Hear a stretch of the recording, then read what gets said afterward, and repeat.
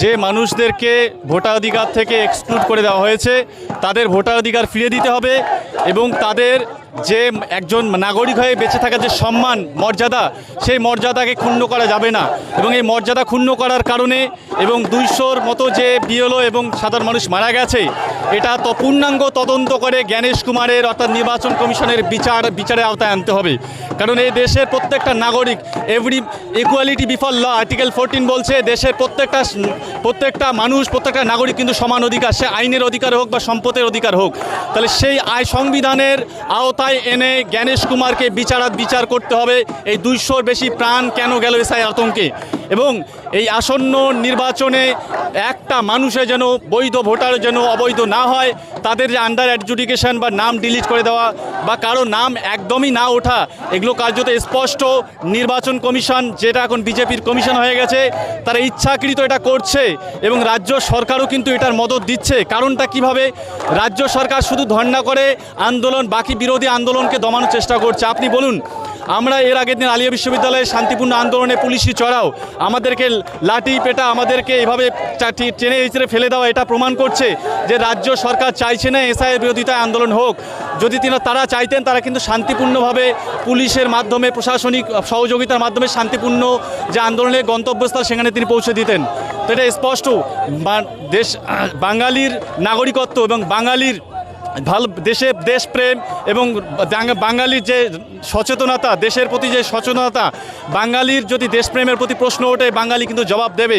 যে বাংলা স্বাধীনতার আতুরঘর, যে বাংলা থেকে ব্রিটিশ খেদাও আন্দোলনের সূচনা হয়েছিল, সেই বাংলায় যখন একজন স্বাধীনতা সংগ্রামী বীর বিপ্লবী নেতাজি সুভাষচন্দ্র বসুর মতো পরিবার থেকে কেন নাগরিকত্ব কারা হয়, তখন ভাবতে হবে যে বিজেপি এবং কমিশন দুজনে যৌথ প্রযোজনায় এই নাটকটা রচিত করছে, যেখানে বাঙালিদেরকে হেয় করা, বাঙালি নাগরিকত্ব কেড়ে নেওয়া, বাংলা ভাষাভাষী বলে তাদেরকে রোহিঙ্গা বাংলাদেশি বলে যে তোপ দাগানো হচ্ছে, এটা কার্যত বাংলার অপমান।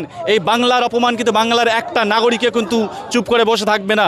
আমরা এখন শান্তিপূর্ণ করছি, আমাদের শান্তিপূর্ণভাবে আন্দোলন করার অধিকার রয়েছে। এরপরে আন্দোলন কিন্তু আরও দিকে দিকে বৃহত্তম হবে, কারণ বাংলা এবং বাঙালির প্রতি যদি কেউ আঙুল তোলে বাঙালি কিন্তু তার জবাব দিতে জানে। আপনারা যেসব ভোটাররা বিচারের আওতায় রয়েছে তাদের কথা বলছেন, অথচ ডিলেট ভোটারদের কথা বলছেন। আমরা সবার কথা বলছি। দেখুন, আন্ডার অ্যাডজুডিকেশন যেটা এখন 50 লক্ষ বা ডিলিটেড এবং যাদের নাম আসেনি টোটালি, সব হেয়ারিংও ডাকেনি, তাকে নামেও ডাকেনি। অর্থাৎ সরকার এবং নির্বাচন কমিশন এতটা গাফিলতি করছে এবং নাগরিকদের নাগরিক মনে করছে না, গরু ছাগল মনে করছে। আমরা কি গরু ছাগলে তো আধার কার্ড বা নাগরিকত্ব প্রমাণ করাতে হয় না পশুদের? তাহলে মানুষ কি এখন পশু হয়ে গেছে?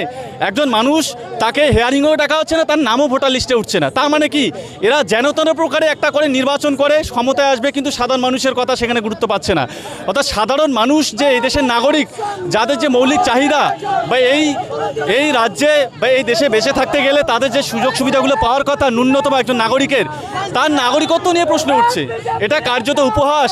এবং এআই এর মাধ্যমে যেভাবে কাজ করা হয়েছে, একটা ভাবুন, একজন মানুষ বা একজন নাগরিকের জীবন কখনো এআই ঠিক করতে পারে? এআই সম্পূর্ণকে ঠিকঠাকভাবে কাজ করতে পারে? এআই তো একটা টেকনোলজি, সেই টেকনোলজিতে ভুল হতেই পারে।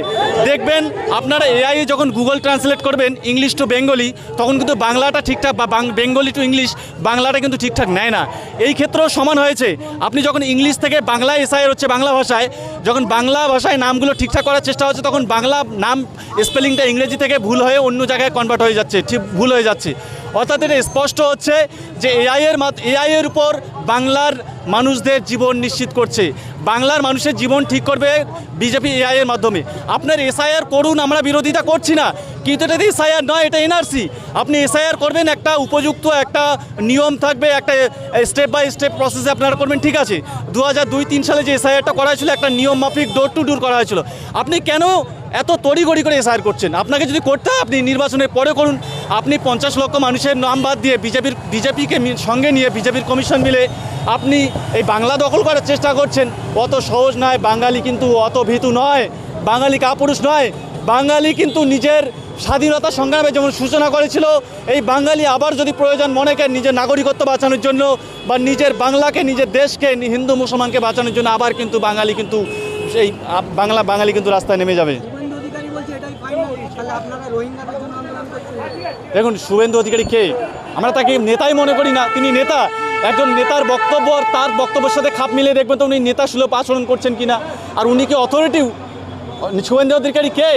তিনি ঠিক করে দেবেন কে রোহিঙ্গাকে বাংলাদেশ? শুভেন্দু অধিকারী তো খুব বলেছিল 1.5 কোটি রোহিঙ্গা। কোথায় রোহিঙ্গা? এগুলো হচ্ছে মানুষকে বিভ্রান্ত করার জন্য।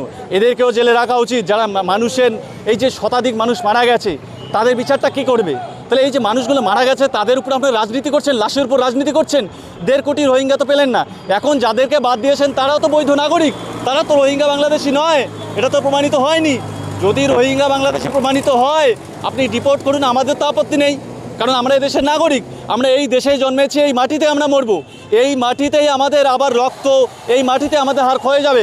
কিন্তু আমরা এই দেশ থেকে বাংলাদেশ পাকিস্তান আমরা জানি না কে বাংলাদেশ পাকিস্তান। বাংলাদেশ পাকিস্তানের বিরুদ্ধে লড়াই করতে গেলে কিন্তু প্রথম সারিতে যদি কেউ থাকে তাহলে আমরাই থাকবো, মুসলিমরা। এবং আমরা শুধু এখানে মুসলমানের জন্য লড়াই করছি না, এসআইয়ের আতঙ্কে কিন্তু হিন্দু মুসলিম উভয় বিএল এবং সাধারণ নাগরিক মারা গেছে। তাই এই আন্দোলনটা আমাদের সবার জন্য বাংলা বাঁচানোর আন্দোলন, দেশ বাঁচানোর আন্দোলন, সংবিধান বাঁচানোর আন্দোলন।